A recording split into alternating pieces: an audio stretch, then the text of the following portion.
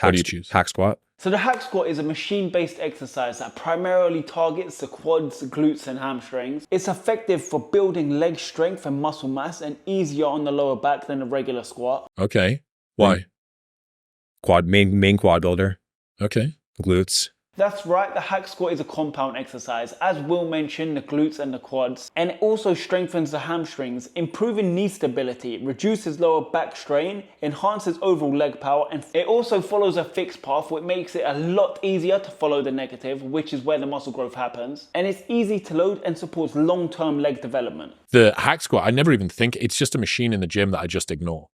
Like it's just, I think it's every gym bro's favorite leg exercise. I was the exact same. I went to the gym for years and years before I eventually used the hack squat, but now it's my favorite exercise. I was introduced to it by a friend, training with them one time, but now I can't live without it. It's a go-to exercise for my personal leg day, that along with the leg press. So let me know in the comments how you feel about the hack squat. You either love it or hate it. Romanian deadlift. okay. So the Romanian deadlift will tick off hamstrings and glutes while also targeting your lower back and core. It emphasizes a hip hinge movement, helping to improve the posterior chain strength, posture and lower body stability. It's excellent for building muscle mass in the hamstring and glutes and also providing functional strength for daily activities and other lifts. Barbell? Yeah.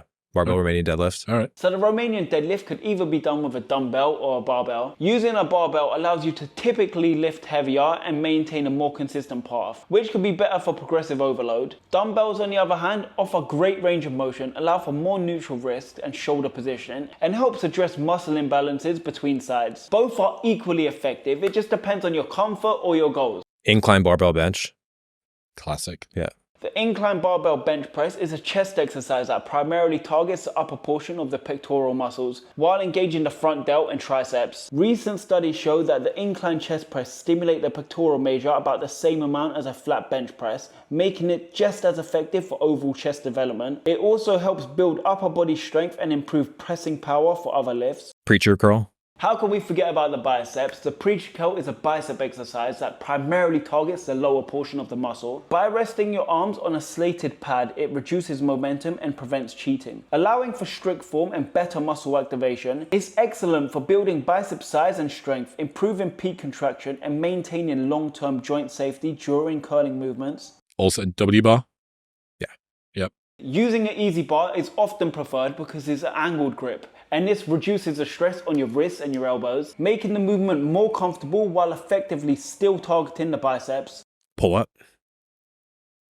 The squat of the upper body. Yeah. So Chris called the pull-up the squat of the upper body, and this couldn't be more correct. The pull-up is a compound exercise that primarily targets the lats while also engaging biceps, shoulders and core. It's highly effective for building upper body strength and muscle mass, improving posture and enhancing functional pulling power. Because it uses your body weight, it could be scaled with additional resistance or assistance, making it a versatile exercise for long-term strength development. I would argue overhead press, which I'm going to say overhead press. Mm-hmm. So the overhead press is an exercise that primarily targets your delts, mainly your lateral and your front head, while also engaging the triceps, upper chest and core stability. It's excellent for building shoulder strength and size, improving pressing power and enhancing overall upper body stability and posture. As a fundamental lift, it supports long-term functional strength for daily activities and other compound movements. Also good. Love that A one. lot of axial load so far. I'm a huge compound guy. Right.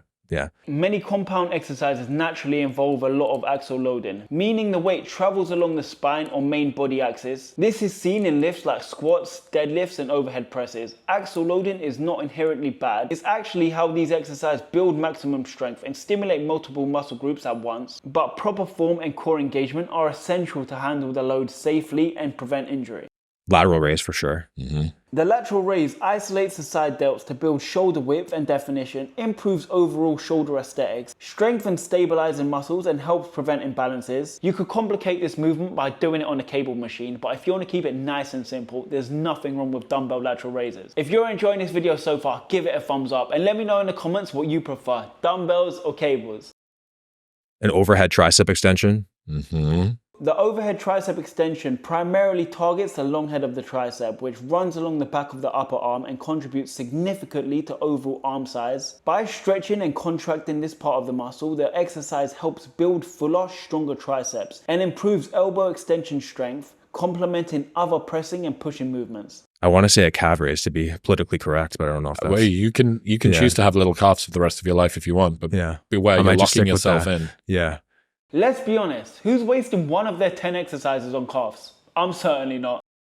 I'd probably do some sort of a chest supported row for the back. Mm-hmm. Yeah, like a horizontal pull. Yeah. Okay, yep. The chest supported row is a back exercise that primarily targets lats, rhomboids and traps while also engaging rear delts and biceps. By supporting the chest on a bench or a machine, it eliminates momentum and reduces strain on the lower back, allowing for strict form and better muscle activation. It's excellent for building a strong, thick upper back and improving posture. Maybe a weighted dip. I absolutely love the weighted dip. It used to be one of my favorite exercises until I stopped doing it recently. The weighted dip is a compound upper body exercise that primarily targets the chest, triceps and front delt. By adding weight, it increases resistance for greater strength and muscle growth. It's excellent for building upper body pressing power, enhancing arm and chest development, and improving overall functional strength. That's a fucking good selection. Yeah. That's nice. It's old school.